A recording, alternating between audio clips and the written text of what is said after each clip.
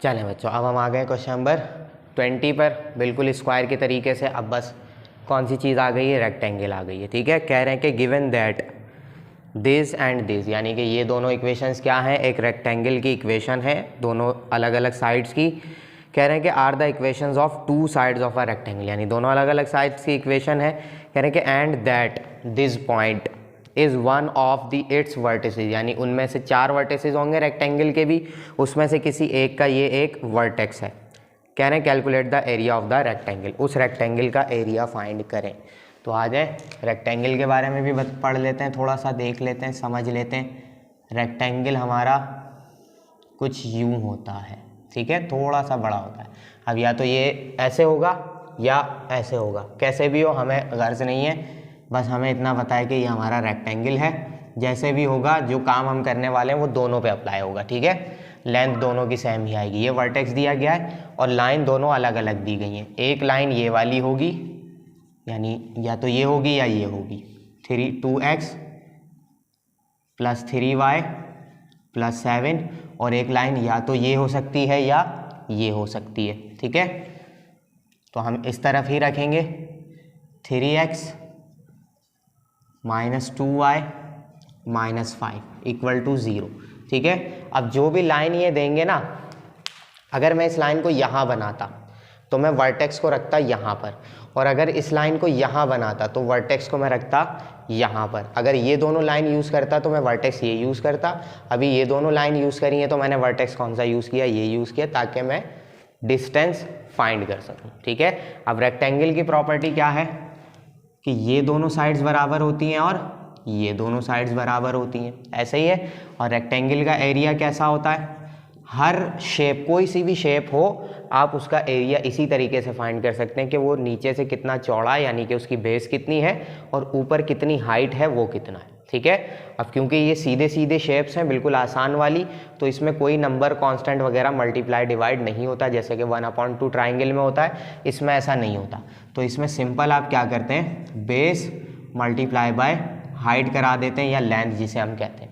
ठीक है, तो दोनों हम फाइंड करेंगे, यानी ये वाली अगर मैं यहाँ से फाइंड करूँ तो भी दोनों सेम होंगी, और ये वाली अगर मैं ऐसे फाइंड करूँ तो भी क्या होंगी, दोनों सेम होंगी। तो बेस और लेंथ मेरे पास आ गई, तो मैं दोनों को मल्टीप्लाई कराऊंगा, आंसर आ जाएगा। और प्रॉपर्टी क्या है रेक्टेंगल की, कि दोनों साइड्स आमने सामने वाली क्या होती हैं, बराबर होती हैं। इसके बराबर ये होगा, इसके बराबर ये होगा। ठीक है, तो अब देखें, अगर मैं ये फाइंड करता हूँ, यहाँ से यहाँ तक का डिस्टेंस, ये लाइन दी गई है, इस पॉइंट से इस लाइन तक का डिस्टेंस फाइंड करता हूँ, तो मुझे इस वाली बेस की भी लेंथ पता चल जाएगी, मतलब बेस आ गया। फिर इस पॉइंट से इस लाइन तक का डिस्टेंस फाइंड करता हूँ, तो ये हाइट आ गई, यानी कि लेंथ आ गई। दोनों को मल्टीप्लाई कराएंगे, आंसर आ जाएगा। तो आ जाए ज़रा फाइंड करते हैं हम। कंडीशन समझ ली हमने अकॉर्डिंग टू, अब 2 दफ़ा हमें पॉइंट वाला फॉर्मूला लगाना पड़ेगा।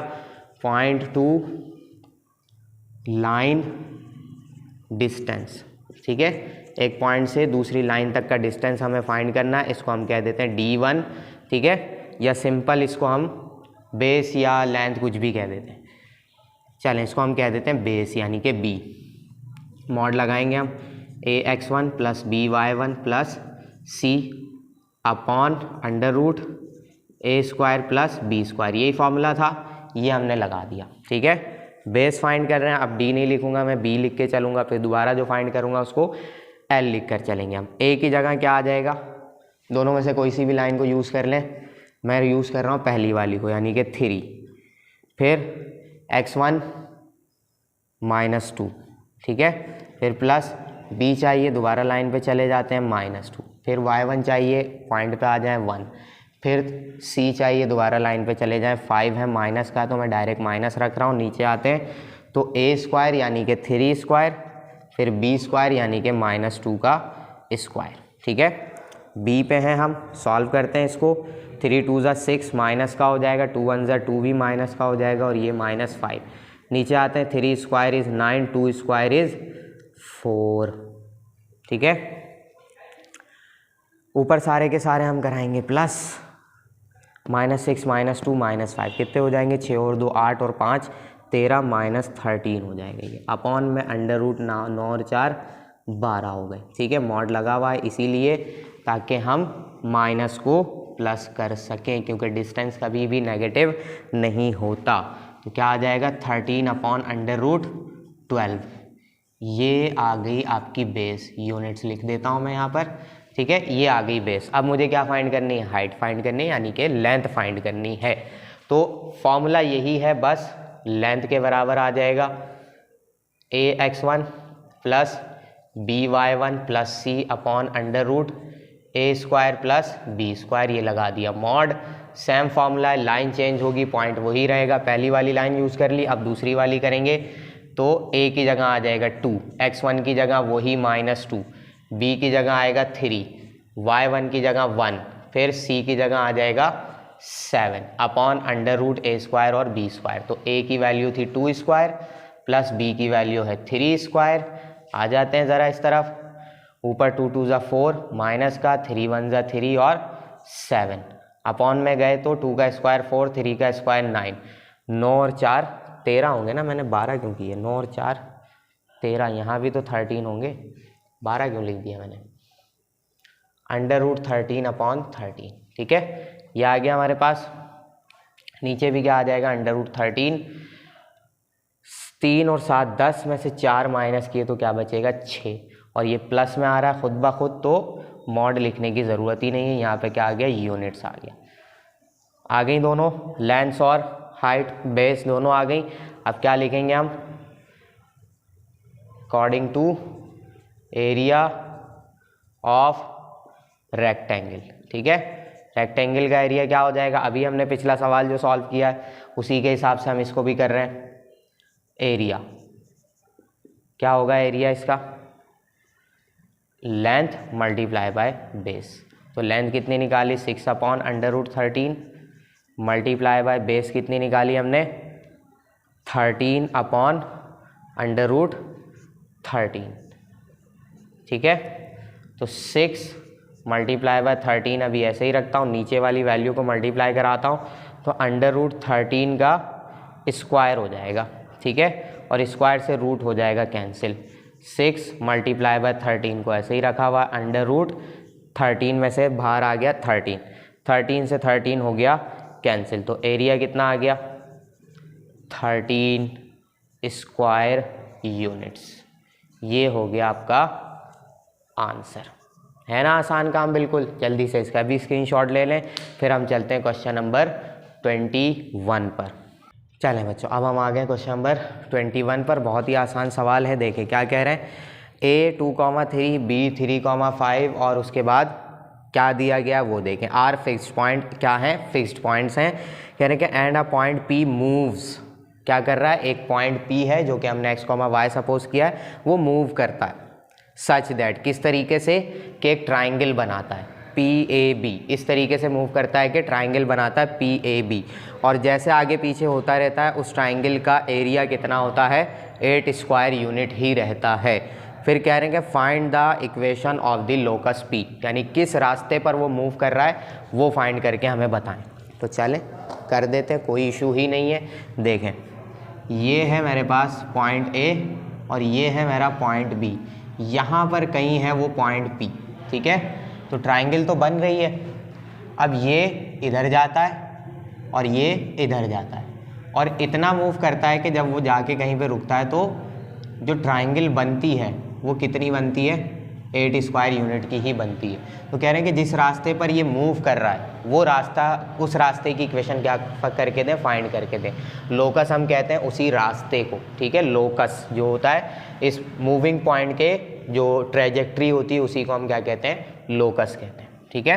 तो चलें अब एरिया ऑफ ट्राइंगल की बात करिए, हम वही फॉर्मूला लगा देंगे। Area of triangle PAB is equal to 1/2 x1 y1 x2 y2 x3 y3 1 1 1, ठीक है। सीधे जा रहे हैं हम बिल्कुल। 8 1/2 x1 y1 कितना है, x1 इज 2 और y1 इज 3, फिर 3 5, उसके बाद x y, फिर यहाँ आ जाते हैं 1 1 1, ठीक है। 2 डिवाइड हो रहा है, इस तरफ जाके 16 से मल्टीप्लाई होगा। एक्सपेंडिंग आपको पता है किससे करवानी है, लिख देता हूँ फिर भी मैं। विद रिस्पेक्ट टू R3, ठीक है। पहला एलिमेंट होगा x, ये रॉ कॉलम छोड़ दी, 3 1 ज़ा 3 माइनस 5 1 ज़ा 5, ठीक है, प्लस दूसरा एलिमेंट y है लेकिन माइनस में आता है ये, ठीक है। ये रॉ सॉरी ये कॉलम और ये रॉ, 2 1 ज़ा 2 माइनस 1 3 ज़ा 3 प्लस 1 है तीसरा एलिमेंट, ये रखा मैंने, ये रॉ ये कॉलम ये रॉ, 2 5 ज़ा 10 माइनस 3 3 ज़ा 9, ठीक है। चलें सॉल्व कर देते हैं। 16 3 माइनस 5 2 बचेगा, ये हो गया 2x, 2 माइनस 3 माइनस का 1 बचेगा, माइनस माइनस प्लस y हो गया, 10 में से 9 माइनस की सिंपल प्लस का 1 बचेगा, ये आ गया 1। 16 ये 2x माइनस में इस तरफ करके मैं इसको कर देता हूँ प्लस, जो कि मैं करता हूँ यहाँ पर, वरना बहुत नीचे हो जाएगा, ठीक है। 2x उस तरफ जाके हो गया प्लस, y उस तरफ जाके हो गया माइनस, 1 उस तरफ आके हो गया माइनस, 16 पहले से है वहाँ पे प्लस का इक्वल टू 0। तो क्या बनी equation, 2x minus Y, minus कराएंगे तो प्लस का 15 इक्वल टू 0, ये आ गई लोकस की इक्वेशन। इस रास्ते पे वो मूव कर रहा है, ठीक है। जब हम उस पॉइंट को प्लॉट करेंगे और इक्वेशन निकाल के देखेंगे, यानी इसमें से क्या कहते हैं एक्स और वाई प्लॉट करना शुरू करेंगे तो उसका रास्ता हमें मिल जाएगा, ठीक है। तो ये हो गया सवाल, क्वेश्चन नंबर 21 भी कंप्लीट। उतारे जल्दी से, फिर हम चलते हैं 22 पर। चलें बच्चों, अब हम आ गए क्वेश्चन नंबर 23 लिख दिया मैंने, 22 है ना पहले, तो 23 क्यों लिख दिया, 22 है, ठीक है। हम आए क्वेश्चन नंबर 22 पर, बिल्कुल 21 की तरह सवाल है, बस कंडीशन कुछ अलग दी हुई है। कह रहे हैं कि the distance between a variable point, अब वेरिएबल पॉइंट दोबारा से वही है, p वेरिएबल है, मूव कर रहा है, ठीक है, एंड 0,3। कह रहे हैं कि इस पॉइंट p और इसके दरमियान का जो डिस्टेंस है is equal to the distance p and the line. कह रहे हैं कि वो बराबर है किसके, p और इस लाइन के दरमियान डिस्टेंस के, यानी इन दोनों का डिस्टेंस बराबर है किसके, इन दोनों लाइन के डिस्टेंस के। मैंने कंडीशन यहाँ पर बना दी है। कह रहे हैं कि पी ए और पी एल क्या होगा, आपस में बराबर होगा, ये कंडीशन है। वही कह रहे हैं कि find the locus of P. चलते हैं फाइंड कर लेते हैं, ठीक है। क्या करेंगे, अकॉर्डिंग टू कंडीशन लिखेंगे, अकॉर्डिंग टू कंडीशन। कंडीशन क्या कह रही है भाई, पी टू ए बराबर होगा किसके, पी टू एल के, ये कंडीशन कह रही है। अब पी टू ए दोनों पॉइंट्स हैं, तो मैं यहाँ पर x2 minus x1 whole square plus y2 minus y1 whole square वाला फॉर्मूला लगा रहा हूँ। इक्वल के उस तरफ कौन सा लगाऊंगा मैं, पॉइंट टू लाइन वाला लगा दूंगा, क्योंकि पॉइंट से लाइन तक का डिस्टेंस है। ax1 plus by1 plus c upon under root A square plus B square, ठीक है, ये हमने लगा दिया। यहाँ आ जाते हैं, पुट करते हैं, दोनों पॉइंट से कौन कौन से, P और A, तो x2 और x1 प्लस y2 और y1 पुट करा दिया हमने। यहाँ आ जाते हैं लाइन के पास, A x के साथ वाली वैल्यू होती है ही नहीं, तो क्या हो गई, 0 हो गई। x1 इज़ x, ठीक है, P के साथ निकाल रहे हैं, ये याद रखिएगा। B क्या होगा, y के साथ कुछ नहीं है तो 1 है, और y1 is y plus c क्या हो गया हमारे पास 3 अपॉन a स्क्वायर 0 है और b इज़ 1 स्क्वायर इज़ 1, ठीक है। वैल्यूज पुट करा दी हमने। यहाँ क्या बचेगा, सिर्फ x स्क्वायर बचेगा, और ये y माइनस 3 का होल स्क्वायर हो रहा है, तो y minus 3 whole square solve करते हैं हम, तो a स्क्वायर माइनस 2ab, तो 2y और 3 से मल्टीप्लाई होगा तो 2 3 ज़ा 6y हो जाएगा, और 3 का स्क्वायर क्या आ गया मेरे पास 9। यहाँ पर आके सॉल्व करते हैं तो x 0 ज़ा 0, ऊपर बचेगा y 1 ज़ा y प्लस 3, नीचे आएंगे 0 ख़त्म, 1 का स्क्वायर क्या आ जाएगा 1 आ जाएगा, तो ये सब कुछ हो जाएगा ख़त्म, ठीक है। यहाँ क्या क्या आ रहा है मेरे पास, x square y square minus 6y plus 9 equal to, यहाँ से स्क्वायर हटाऊंगा दूसरी तरफ क्या आ जाएगा, तो रूट आ जाएगा y प्लस 3 का होल स्क्वायर, ठीक है। अब नीचे 1 था, 1 किसी काम का नहीं है, यहाँ से मैंने स्क्वायर हटाया, दूसरी तरफ रूट आ गया, ये वैल्यूज़ बची। यहाँ भी फॉर्मूला खुलेगा और इक्वेशन मेरी बन जाएगी, ठीक है।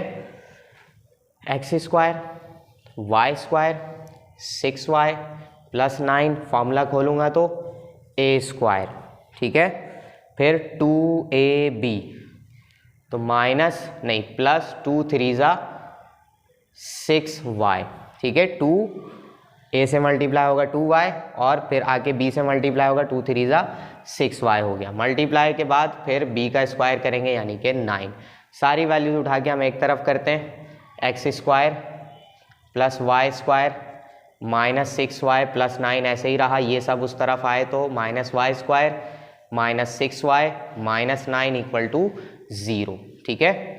तो x² ऐसे ही बचा, plus y² minus y² cancel हो गया, माइनस 6y कितना हो जाएगा -12y, प्लस 9 माइनस 9 कैंसिल हो गया इक्वल टू 0। तो x² माइनस 12y ये आ गई आपकी लोकस की इक्वेशन। अब इसका मतलब क्या हुआ, देखें इस पर स्क्वायर आ रहा है, मतलब वो पॉइंट जो मूव कर रहा है वो कर्व में मूव कर रहा है, ठीक है, वो सिंपल मूव नहीं कर रहा है, स्ट्रेट लाइन में मूव नहीं कर रहा, वो कर्व मूव कर रहा है। तो ये आ गई आपकी इक्वेशन। जल्दी से इसका स्क्रीनशॉट लें। 22 भी हो गया। इसके बाद हमारा आखिरी सवाल 23। चलें बच्चों, अब है हमारा लास्ट क्वेश्चन नंबर 23। जो चीज़ें बताई गई थी वो मैंने यहाँ पर लिख ली हैं। एक्स इंटरसेप्ट और वाई इंटरसेप्ट का नाम लिया है, तो मैंने लिख दिया है कि एक्स इंटरसेप्ट बराबर है ए के, वाई इंटरसेप्ट बराबर है बी के, और ट्राइंगल एक बनेगी जिसका एरिया कितना दिया गया है, 6 स्क्वायर यूनिट्स दिया गया है। अब सवाल को पढ़ते हैं, देखते हैं क्या कह रहे हैं। कह रहे हैं कि a line whose Y intercept is 1 less than its X intercept. तो मैं यहाँ पर अकॉर्डिंग टू कंडीशन करके काम कर देता हूँ। अकॉर्डिंग टू कंडीशन, क्या है कंडीशन, कि उसका वाई इंटरसेप्ट जो है वो एक्स इंटरसेप्ट से 1 कम है। तो ये है मेरा एक्स इंटरसेप्ट, इसमें से 1 माइनस कर दूंगा, ठीक है। इसको नाम दे दिया मैंने इक्वेशन 1 का। ये कंडीशन इन्होंने बताई है।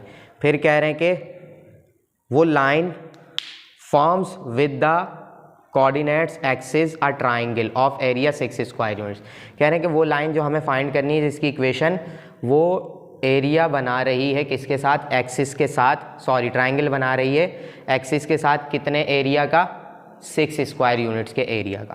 कह रहे हैं कि व्हाट इज़ इट्स इक्वेशन, उसकी इक्वेशन फाइंड करके दें। अब ज़रा आ जाए इसकी कंडीशन पर, देखें क्या कह रही हैं। ये है मेरा ओरिजिन 0,0। अब मैं इस तरीके से बनाऊंगा कि वो लाइन हमारी यूं कट कर रही है। ये है उसका y इंटरसेप्ट 0,y, और ये है उसका x इंटरसेप्ट a,0। इसको b लिखना था मुझे इस तरीके से, ठीक है, क्योंकि इंटरसेप्ट की बात करिए तो हम ऐसे ही लिखेंगे। और तीसरा पॉइंट मेरा क्या हो गया, 0,0, ये बन गई ट्राइंगल।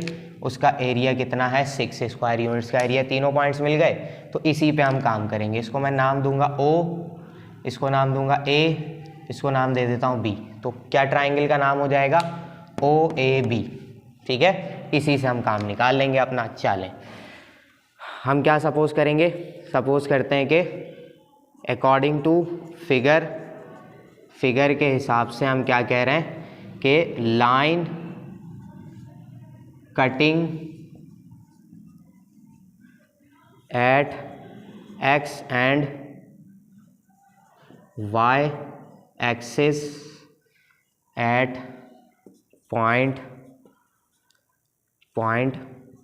A 0,0 और B क्या बन रहा है, B बन रहा है 0,B, सही है।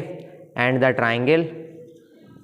Triangle is OAB of 6 square units made, ठीक है। ये हमने बता दिया। तो हम बनाते हैं according to area of triangle, ठीक है। सीधा सीधा काम हो जाएगा, हम उसकी वैल्यू फाइंड कर लेंगे। तो OAB बन रहा है हमारे पास triangle x1 y1 x2 y2 x3 y3 1 1 1, ठीक है। OA, सॉरी यहाँ मैं 1/2 लिखना भूल गया। अब एरिया कितना दिया गया था मुझे, 6, ये मैंने पुट कर दिया, 1/2 ऐसे ही आ गया। यहाँ हम वैल्यूज़ पुट करेंगे। सबसे पहले O रख लेते हैं। O कितना था, 0,0, ठीक है। तो हम यहाँ लिख देते हैं पॉइंट O क्या हो जाएगा, लाइन तो नहीं कट कर रही, पॉइंट O मैं यहाँ बता देता हूँ कि कितना है, 0,0 क्योंकि ऑरिजन है, ठीक है, 1 ऐसे ही आ गया। x2 y2 लिखेंगे तो a नाम आ रहा है तो a,0, फिर b नाम आ रहा है मतलब 0, b और 1। अब सबको पता है किससे एक्सपेंड कराऊंगा मैं, पहले वाले से ही कराऊंगा क्योंकि 2 2 0 है वहाँ पर, ठीक है। 2 यहाँ डिवाइड हो रहा है, उस तरफ जाकर मल्टीप्लाई, क्या करेंगे 2 6 12 हो गया। उसके बाद एक्सपेंड कराते हैं हम, किससे कराने वाले हैं, इस वाले से कराएंगे R1 से, ठीक है। मैं यहाँ सिर्फ R1 लिख रहा हूँ, जगह नहीं है, मैंने यहाँ स्टार्ट कर दिया। पहला एलिमेंट 0 है, 0 हो गया, दूसरा एलिमेंट भी 0 है, पूरा 0 हो जाएगा, तीसरा एलिमेंट क्या है 1 है R1 का, तो यहाँ पे आया 1। ये कॉलम ये रॉ दोनों छोड़ दिया हमने, मल्टीप्लाई कराएंगे AD, यानी कि A और B मल्टीप्लाई होंगे तो बन गया AB, 0 0 मल्टीप्लाई होंगे क्या हो जाएगा 0 ही हो जाएगा। तो क्या आंसर आएगा हमारे पास AB आंसर आ जाएगा, ठीक है। सिर्फ AB बचेगा, AB 0, ये भी 0, 1 आ जाएगा। अब A और B की वैल्यू आ जाए तो हम क्या कर सकते हैं, अपनी लाइन की इक्वेशन फाइंड कर सकते हैं। तो B मेरा किसके बराबर है, देखिए ज़रा, वहाँ से हम लिखते हैं यहाँ पे फ्रॉम इक्वेशन 1। इक्वेशन 1 क्या कह रही है मुझे कि B की जगह आप पुट कर दें A-1, ठीक है। 12 वैसे ही आ गया, ये A² माइनस A आ गया, 12 को उठा के यहाँ ले आते हैं, -12 हो जाएगा इक्वल टू 0 हो गया। Middle term breaking, quadratic equation बन गई है। A आता है तो B खुद ब खुद आ जाएगा, 12 1 ज़ा 12, तो 4A plus 3A minus 12 equal to 0, यही होगी ब्रेकिंग। 4 3 ज़ा 12 होगा, माइनस कराएंगे, माइनस का A बच जाएगा हमारे पास, तो A कॉमन आया, A-4, यहाँ से 3 कॉमन आएगा तो भी A-4 इक्वल टू 0, तो A-4 भी कॉमन आ गया और A+3 बन गया इक्वल टू 0 हो गया, ठीक है। तो A-4 इक्वल टू 0, A+3 भी इक्वल टू 0। A की एक वैल्यू आ गई 4 और दूसरी वैल्यू आ गई -3, ठीक है। तो दोनों में से कुछ भी हो सकती है, तो दोनों से हम क्या करेंगे, B की वैल्यू बनाएंगे और आंसर आ जाएगा, ठीक है। तो एक एक कम कर लेते हैं, बल्कि स्क्रीनशॉट लें, फिर वहाँ मैं कराता हूँ इसको, जल्दी से B निकालते हैं और फिर इक्वेशन बनाते हैं। चलें यहाँ करते हैं हम इसको,